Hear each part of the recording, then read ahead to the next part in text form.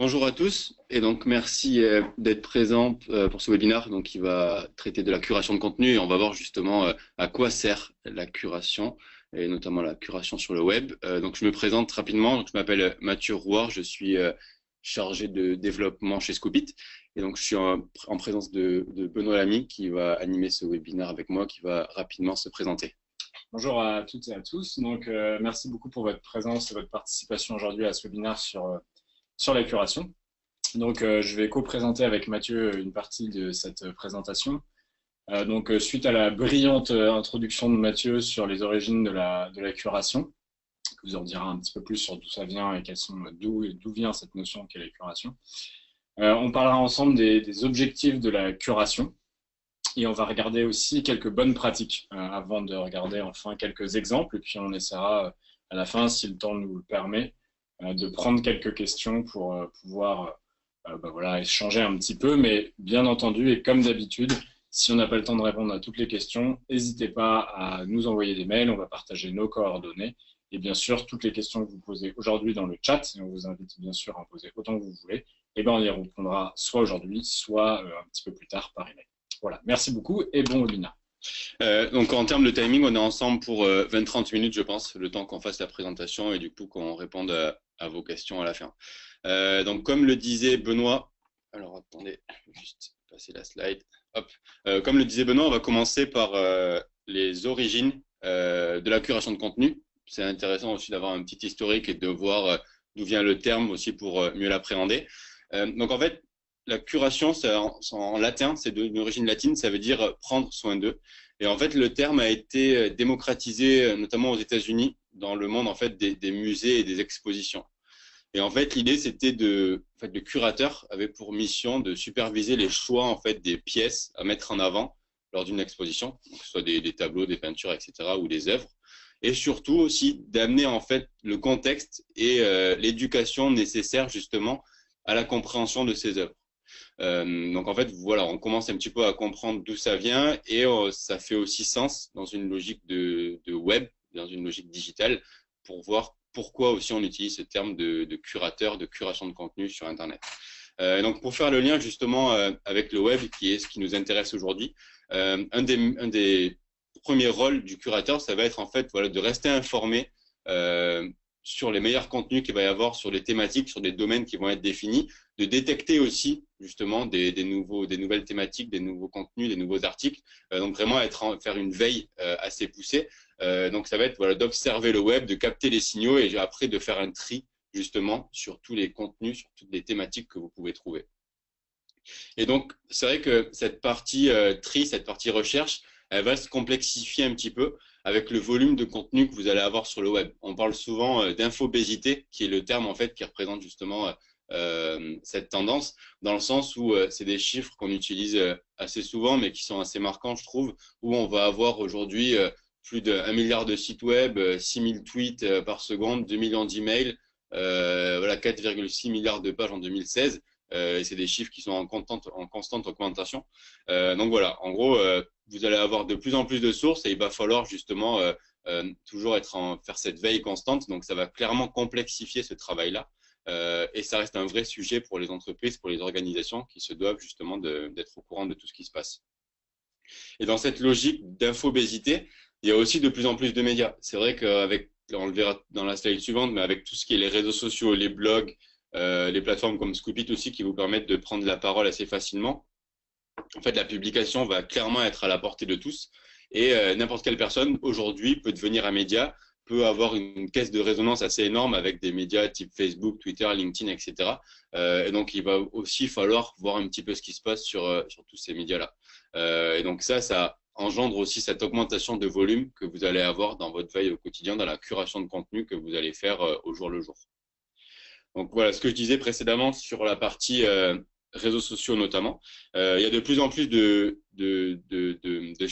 channels de distribution à prendre en compte dans votre veille, que ce soit, là on en a schématisé quelques-uns, mais les réseaux sociaux les plus connus. Après, vous allez avoir des plateformes de blogging, vous allez avoir des vidéos, vous allez avoir Instagram pour les images, des newsletters aussi à envoyer.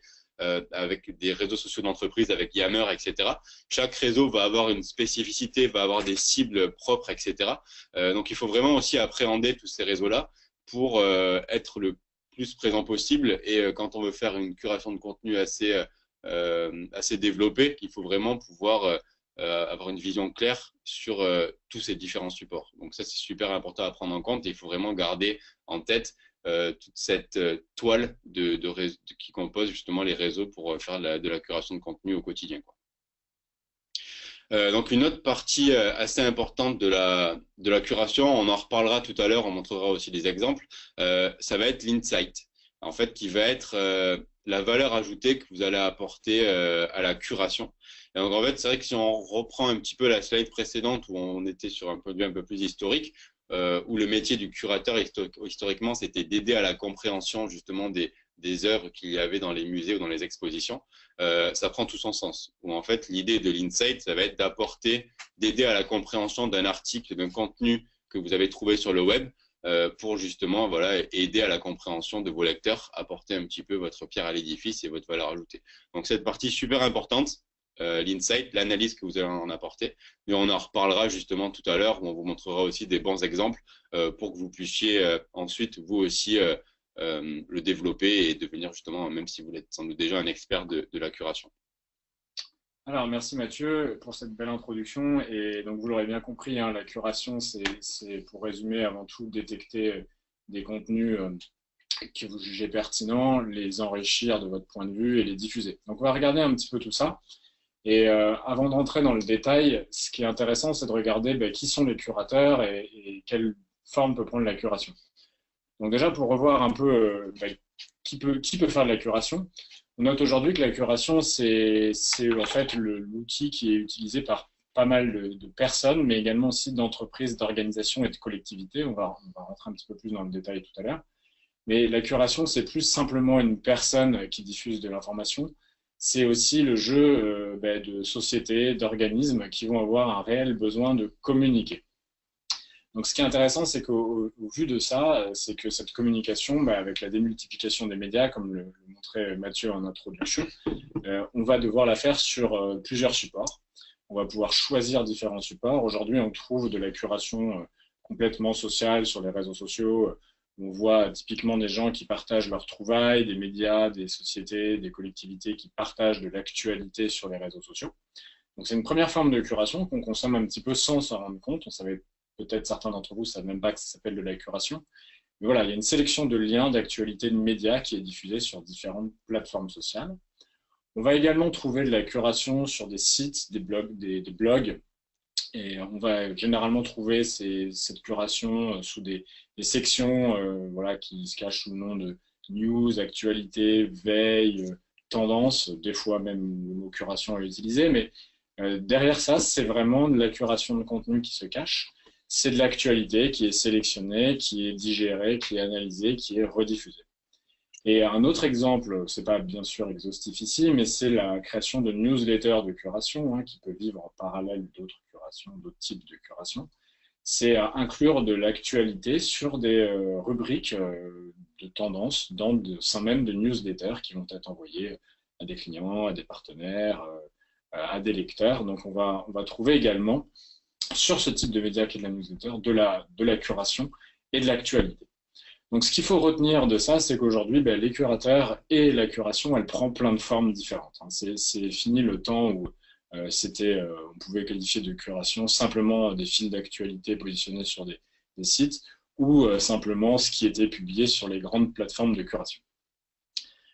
Donc la curation, c'est quand même un outil qui est idéal pour positionner son expertise et il y a eu un véritable boom de la curation dans les dernières années par rapport à l'explosion du content marketing et le fait que pour être bien référencé dans les moteurs de recherche, il faut être quelqu'un ou une société qui va produire beaucoup de contenu. Donc la curation a été largement adoptée par les sociétés et les entreprises sur leur site pour pouvoir mettre en avant leur expertise, parce qu'aujourd'hui, pour être visible en ligne, il faut avoir un site qui va être riche en contenu, qui va aussi proposer une expertise forte sur ces domaines de compétences. parce qu'il faut aller engager les clients, il faut aller engager les lecteurs, il faut aller engager les partenaires avec qui on souhaite travailler. Il va falloir mettre en avant cette expertise. Il va falloir également mettre en avant cette expertise pour les robots de Google. Donc, il va falloir la nourrir de contenu et créer du contenu. C'est pas toujours évident. Donc, pouvoir rebondir sur de l'actualité chaude en la commentant, c'est une véritable opportunité. Donc, on va revenir là-dessus. Mais ce qu'il faut savoir aussi, c'est que là, je vous parle de phénomènes de curation publique et visible en ligne. La curation, c'est pas nécessairement une action publique. La curation, ça peut être aussi quelque chose qui va être fait de manière privée dans une organisation. On va voir ça juste avec la slide suivante. La curation, c'est un véritable levier d'information et d'éducation. Donc, ce dont on se rend compte, ce que disait Mathieu en introduction, c'est que l'expertise aujourd'hui, elle est mouvante dans les sociétés. On a des gens qui changent de plus en plus de postes, les organisations sont de plus en plus matricielles, donc le savoir et la connaissance a tendance à bouger. Pourquoi je vous dis ça? C'est parce que justement, la curation permet de capitaliser, de récupérer les contenus d'experts qui savent décrypter les tendances au sein de l'entreprise pour le partager avec des publics et des audiences internes. Donc, ce qu'il faut retenir, c'est qu'il y a une certaine forme de curation qui est plutôt tournée vers des médias internes, qui peuvent être des intranets, des réseaux sociaux d'entreprise, des newsletters pour les collaborateurs ou des plateformes de partage interne, mais que ça aussi, c'est de la curation et que c'est super important. Chez nous, chez Scoopit, c'est la moitié de nos utilisateurs et de nos clients réalisent cette curation pour des publics internes. Donc, comment on peut faire de la bonne curation et quels sont les grands types de curation? Donc là-dessus, je vais juste revenir sur un point qui est important, c'est la partie insight. On le disait en introduction et on va revenir, vous inquiétez pas, sur tout ce qui est bonne pratique, hein, de façon très très ciblée, mais Mathieu disait que l'insight, c'est très important. Qu'est-ce que c'est l'insight? C'est la valeur ajoutée qu'on amène sur un contenu. Pourquoi on a choisi un contenu? Pourquoi ce contenu, on va vouloir le partager? Donc c'est vrai que si on partage simplement des liens sur un site ou des réseaux sociaux ou sur une newsletter, c'est déjà intéressant de par la sélection, mais c'est quand même mieux si on le commente. Donc, comment on peut le faire de façon efficace et qu'est-ce qu'on note comme tendance au niveau de l'insight et de cette valeur ajoutée qu'on apporte? Donc, ça n'a pas la vocation d'être exhaustif, mais moi, j'aime bien proposer ces quatre types d'insights qu'on peut amener sur du contenu. La première, c'est ce que je trouve, c'est qu'on peut analyser des contenus. Quand on a des contenus très touchus, qui sont très techniques et très complexes, il y a une véritable valeur ajoutée d'apporter son expertise sur des contenus qui sont peut-être des contenus complexes et sur lesquels on peut amener un focus très fort d'experts, soit de façon personnelle, soit en tant que société. Donc déjà, analyser des contenus, c'est déjà vraiment une grosse valeur ajoutée. On va dire que c'est le gros de la curation aujourd'hui. Il y a un autre type de curation qu'on voit souvent, c'est la synthèse. Donc, c'est de pouvoir synthétiser des points de vue sur des contenus qui sont très très longs et amener son aide d'expert pour pouvoir justement peut-être faire gagner du temps à ses lecteurs en amenant l'essentiel d'un contenu, hein, tout en mettant en valeur la source. Ça, c'est très important. On y reviendra sur les bonnes pratiques. La synthèse, c'est une très bonne idée pour faire de la curation quand on est capable de vraiment raccourcir et d'apporter les différentes tendances de fond d'un article en quelques mots. La discussion, c'est aussi très intéressant. Bon, aujourd'hui, sur le web, personne on sait très bien qu'on peut confronter les points de vue. Je pense que ça, les réseaux sociaux l'ont largement prouvé. Donc, je pense que tout en restant respectueux des points de vue de chacun, il est quand même possible d'apporter des points de vue différents ou qui viennent compléter un contenu qu'on a déjà trouvé. Donc, la discussion, c'est vraiment une bonne idée pour aller enrichir des contenus qui existent déjà. Et dans cette lignée-là, on trouve également la traduction, hein, qui on a tendance à l'oublier aujourd'hui, mais il y a quand même plus de 50%, je pense qu'on est autour de 60% des contenus aujourd'hui qui sont publiés en anglais sur le web. Donc, observer le web anglophone, détecter des nouvelles tendances et les relayer avec un résumé en français pour une audience française, c'est aussi une très bonne idée. Ça permet aussi d'être assez en pointe sur certains sujets au-delà de son expertise et d'aller faciliter la vie, entre guillemets, des lecteurs. Et je pense que la curation, Mathieu le disait en introduction, ça trouve sa racine dans le latin « prendre soin d'eux ». C'est prendre soin de ses lecteurs en leur apportant de la valeur, en leur apportant de la synthèse, de la traduction, de l'analyse, de la discussion. Donc c'est exactement ça la curation. Et on va distinguer ensuite différents objectifs. On imagine très bien que faire ce travail, ça prend pas 5 minutes, ça va demander un peu du temps. Donc qu'est-ce qui va motiver les curateurs, hein? Quand je dis curateur, c'est pas forcément une personne, ça peut être aussi des organisations, comme je vous le disais. Mais est-ce que c'est un acte de pure philanthropie ou il y a quand même des objectifs derrière? Bon, si je le dis, vous l'imaginez bien, c'est qu'il y a un certain nombre d'objectifs. Il y a des objectifs qui vont être un peu différents selon qu'on soit une personne, une entreprise, selon qu'on est une audience publique ou privée. Ce qu'on note généralement chez les personnes qui font de la curation à titre individuel, c'est que c'est souvent pour faire du personal branding. Donc aujourd'hui, je veux dire que c'est quelque chose qui va de pair avec l'appui d'expertise, mais ça va être des personnes qui vont avoir envie de se mettre en avant pour mettre en avant leur expertise, peut-être dans un but d'offrir des services commerciaux type freelance, conseil, qui vont aussi vouloir mettre en avant une employabilité par rapport à des compétences. Donc on en parle beaucoup aujourd'hui, hein, pour trouver un boulot, c'est quand même bien de montrer ce qu'on sait faire. Et quoi de mieux que de pouvoir l'écrire, le commenter, avoir un blog, être actif sur les réseaux sociaux. La curation s'insère dans ce dynamisme. On va trouver d'autres objectifs qui sont là plutôt des objectifs de société ou de collectivité ou d'organisation. C'est de mettre en avant la marque et l'expertise sur le domaine public, hein, sur les réseaux sociaux, sur un site, sur un blog. Donc là, on va trouver tout ce qui est plutôt lié au content marketing, à l'engagement des audiences. On va également trouver tout ce qui est ce qu'on appelle thought leadership, leadership d'opinion. Ce sont des sujets qui sont très à la mode, hein, positionner de façon très forte sa marque pour capturer un domaine d'expertise en ligne. Et on va trouver également des choses qui sont un peu plus internes, comme je l'évoquais tout à l'heure, comme le développement de l'expertise interne des collaborateurs en capitalisant sur l'expertise dans une logique éducative, dans une logique de digitalisation de l'entreprise et pour aller nourrir des médias internes. Donc ce que je vous propose au vu de ces objectifs, c'est de regarder quelques bonnes pratiques. Parce que si vous voulez faire de la bonne curation, il y a quand même quelques bonnes pratiques à suivre. La curation, c'est pas magique, il suffit pas de partager quelques liens sur son site ou ses réseaux sociaux pour que ça fonctionne. Il y a quand même, quel que soit l'objectif, que ça soit interne ou externe en termes d'audience, il y a quelques bonnes pratiques communes sur lesquelles on peut revenir. Je pense que vous connaissez déjà bien, mais sur lesquelles c'est toujours intéressant de revenir de temps en temps. Donc la première, c'est quand même que le contenu qu'on va partager et qu'on va sélectionner doit être frais et de qualité. Le but de la curation, si vous voulez, c'est d'être quand même à l'opposé de la participation au bruit ambiant. Aujourd'hui, on est submergé de contenu. Mathieu le disait dans l'introduction tout à l'heure, on a une infobésité croissante, de plus en plus de médias, de plus en plus de contenu. L'idée justement de la curation, c'est d'aller sélectionner, d'aller retirer les perles et les pépites. Donc, si on commence à partager tout le contenu qui nous passe sous le nez sur une thématique donnée, ça va pas être très intéressant parce qu'on va simplement participer à relayer le buzz et le bruit de certains contenus. Donc, il y a quand même une idée de sélection derrière la curation. Par ailleurs, le contenu qu'on doit sélectionner doit être relativement frais. Alors, l'échelle de fraîcheur va largement dépendre du secteur dans lequel on se trouve. Par ailleurs, il y a des contenus qui ont été publiés il y a longtemps qui sont encore valables. Donc, ça vaut le coup de le remettre en avant, peut-être d'y apporter un nouvel angle, un nouveau commentaire. Je ne serai pas catégorique sur la fraîcheur du contenu, mais disons qu'il faut faire quand même attention à ne pas repartager des contenus trop vieux ou qui n'ont plus de sens ou qui ne sont pas à jour. Très important. Donc, deux choses à retenir, ne pas participer au bruit en partageant des contenus de qualité essentiellement, et quand même faire attention à la date et à la temporalité par rapport au contenu qu'on partage. Autre chose, et on l'oublie trop souvent, la curation s'insère dans une dynamique au-delà de la sélection, de diffusion à une audience. Donc, qui dit audience dit média. Je ne vais pas revenir sur le fait qu'on peut partager sur plusieurs médias. Et quel que soit le média sur lequel on va partager, il faut porter une attention extrême à la mise en page et à la diffusion de cette information.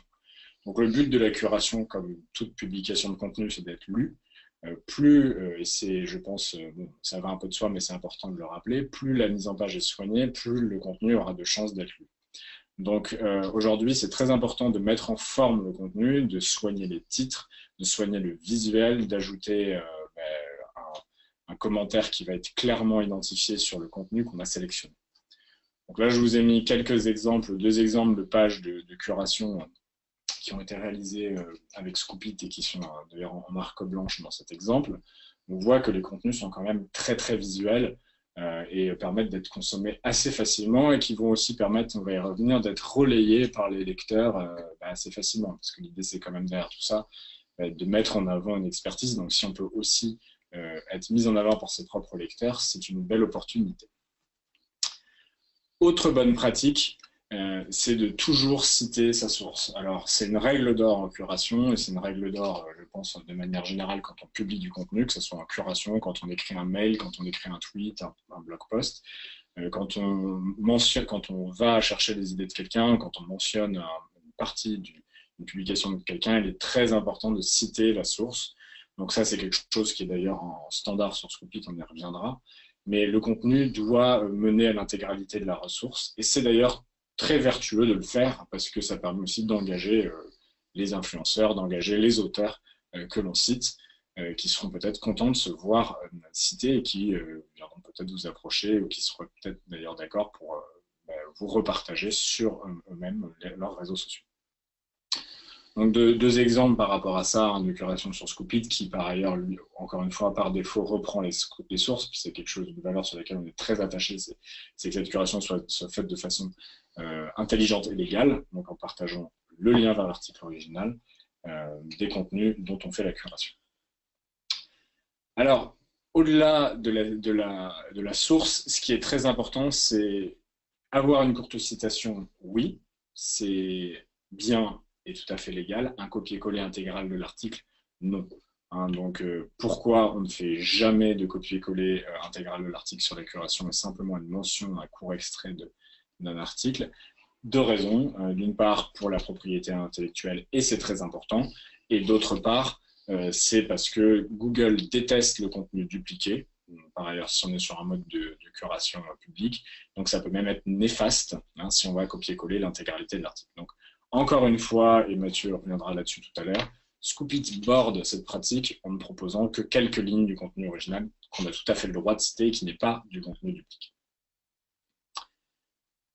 Par ailleurs, et pour finir sur les bonnes pratiques, il est très important de diffuser au bon endroit. Donc, avant de faire de la curation, il est généralement assez simple d'identifier les sujets sur lesquels on va prendre la parole. En tant qu'expert, on sait à peu près là où on est à l'aise.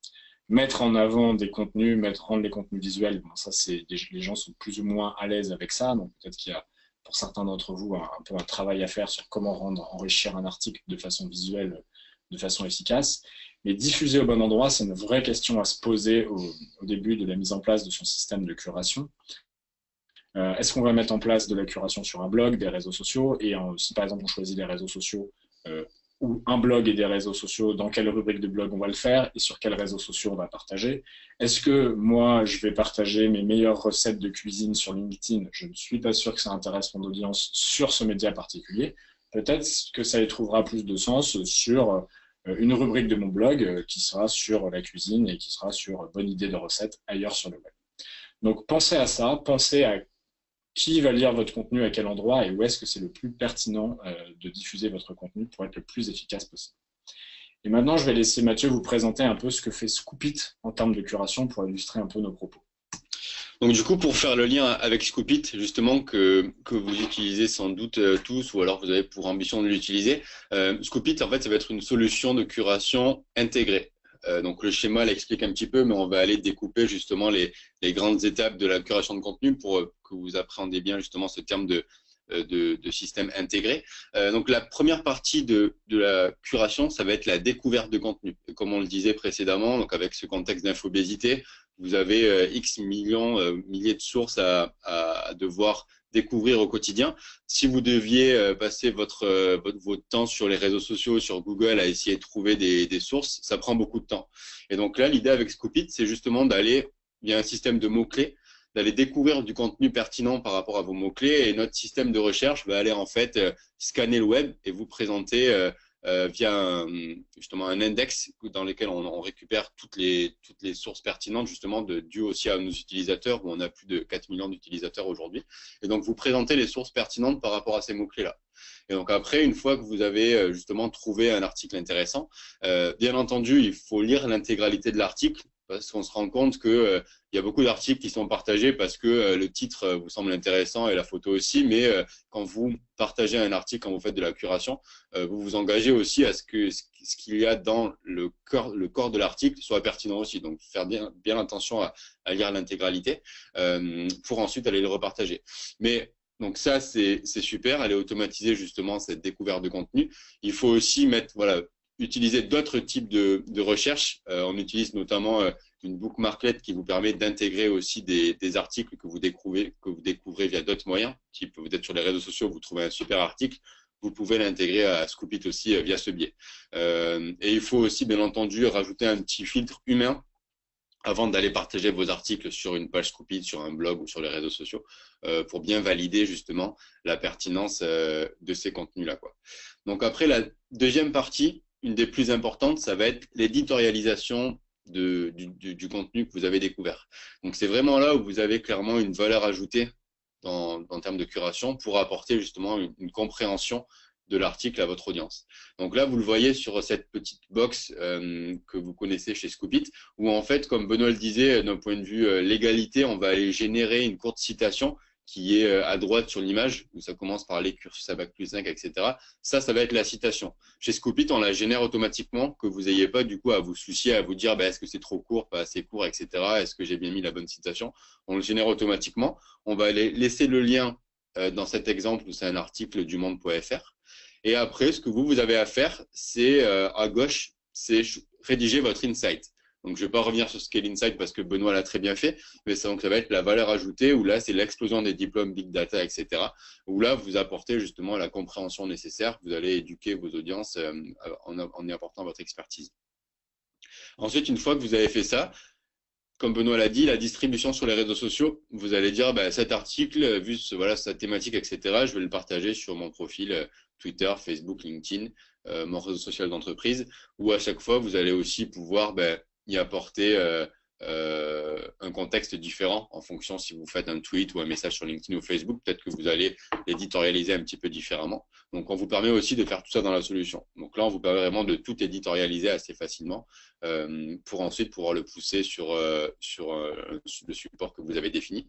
À noter aussi qu'en fonction des versions de Scoop.it, là, vous voyez, il y a marqué Connect your blog avec un petit logo WordPress. On a aussi la possibilité de pousser ce contenu-là. On vous le montrera dans des exemples d'ici quelques slides pour pousser ce contenu directement sur votre blog, sur votre site web, sur un intranet ou autre, sur un support externe. Donc, pas obligatoirement uniquement sur un topic Scoop.it qui est la page thématique historique, mais aussi sur d'autres supports avec des solutions souvent orientées entreprises qui permettent ce type d'intégration.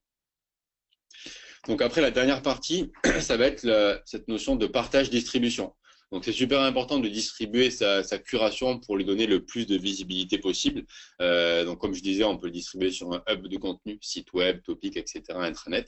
Sur les réseaux sociaux, ici, vous voyez un tweet qui a été fait sur le profil de Benoît où on a partagé un article avec la petite accroche, ou aussi via des newsletters. Dans certaines versions de Scoop.it, on vous permet en quelques clics de générer des newsletters avec le contenu que vous avez découvert. Donc, en gros, le gros du travail a été fait. Vous avez trouvé tous les articles pertinents. Et vous pouvez donc ensuite générer un template que vous pouvez designer, customiser, puis après, avec un système de drag and drop, intégrer tous ces articles-là dans la newsletter pour ensuite l'envoyer à vos audiences avec un outil de routage. Donc ça, c'est super intéressant aussi pour donner de la visibilité, surtout dans les entreprises où on se rend compte que ces newsletters hebdomadaires ou mensuels sont souvent envoyés pour faire de la veille, pourquoi pas concurrentielle, sur l'innovation et autres, quoi. Donc voilà un petit peu ces trois étapes de la curation. Je pense que c'est assez important de garder en tête, quand vous en faites aussi, bien se dire, est-ce que je suis efficace sur ces trois aspects, la partie découverte, éditorialisation notamment avec Insight, puis après distribution justement de la veille. Et à noter que Scoop.it vous permet justement vraiment de faire ces trois étapes directement dans la solution Scoop.it. Donc après, pour terminer, on voulait juste vous présenter rapidement deux exemples de curation de contenu qui ont été faites là en externe sur ces exemples-là. Donc là, ça c'est un blog de running amateur justement qui a fait une intégration Scoop.it sur une rubrique qui est news, running et trail. C'était ce que disait Benoît, ça peut avoir différemment. Et donc ça, c'est juste une agrégation en fait de contenu un peu en mode revue de presse. Donc ça, pour rien vous cacher, c'est un blog que j'anime aussi. Il y a mon nom qui apparaît, donc je peux pas trop vous mentir. Du coup, ça me fait aussi un peu de publicité. Donc voilà, ça c'est une intégration à marque blanche aussi, où en fait voilà, c'est facilement une revue de presse où il y a des articles qui nous semblent pertinents pour nos audiences, qu'on va aller agréger avec toujours une partie insight, etc. Donc on prend bien en compte ces bonnes pratiques. Donc plutôt que d'aller animer un topic Scoop It, en fait, on va animer cette partie news sur le blog Five Runners, voilà, pour avoir du contenu aussi assez frais et régulier, notamment en termes de référencement naturel. Ce dont expliquait Benoît tout à l'heure, l'importance d'avoir du contenu frais et régulier sur son site internet pour pouvoir bien ranker au niveau de Google. Et un dernier petit exemple pour finir cette présentation sur les curations. Ici, c'est une page de curation qu'a mis en place SAP avec Scoopit, mais qui a pour particularité d'être intégrée en termes de design à leur site web avec des bandeaux qui permettent de naviguer directement vers leur site. Et ce système est intéressant parce qu'il y a plusieurs pages de curation sur différents topics qui sont co-animées par des experts internes. Donc ce sont des pages publiques et qui sont très intéressantes parce qu'ils permettent de mettre en avant la société sur différentes thématiques qui lui sont chères, d'actualité et également de faire parler l'expertise interne, donc les véritables experts sur chaque métier, sur des plateformes dédiées et qui permet de façon assez souple de développer des plateformes de curation en marque blanche via l'outil qu'est Scoopit. Donc voilà, on a terminé cette présentation.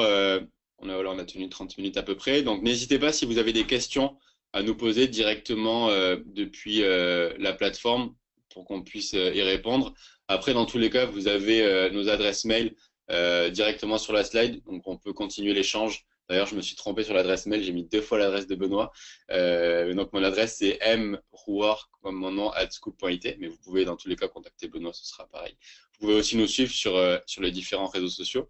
Donc, on va prendre 2-3 questions. Voilà, on va prendre les questions les plus pertinentes. Et puis après, voilà, n'hésitez pas à continuer directement par email. Donc, la première question, donc c'est Monique qui nous demande quels seraient les 2 principaux objectifs justement pour mettre en place une stratégie de curation dans une entreprise. Je pense que si on peut dissocier en fait en termes d'objectifs, même si Benoît a présenté d'une façon assez exhaustive tous les objectifs, on peut présenter ça d'un point de vue interne-externe.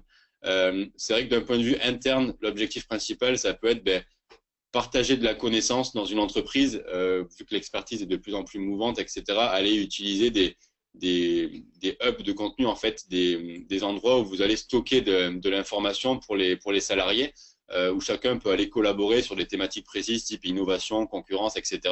Vous pouvez aller pousser ces contenus-là, puis après le distribuer justement via des newsletters en interne. Donc ça, c'est plus une logique interne. Et après, en externe aussi, ou en termes d'objectifs, vous allez en avoir pas mal. Ça peut être du référencement naturel, du personal branding, développer votre expertise, etc. Donc ça aussi, c'est voilà, ces 2 pôles-là, interne-externe, qui sont vraiment, si vous avez un besoin d'avoir aussi, comme on l'a montré précédemment, plus de contenu sur votre site, un peu en mode revue de presse, ou si vous voulez développer votre expertise, si vous n'avez pas trop le temps aussi de produire des articles de fond de A à Z, la curation de contenu peut être un super allié justement pour vous aider, surtout si vous avez un poste de marketing dans votre société et que vous n'avez pas trop le temps de développer tout ça, ça peut être un super allié pour au moins vous aider à démarrer dans une stratégie de content marketing, quoi. Alors, je vois une autre question qui est intéressante.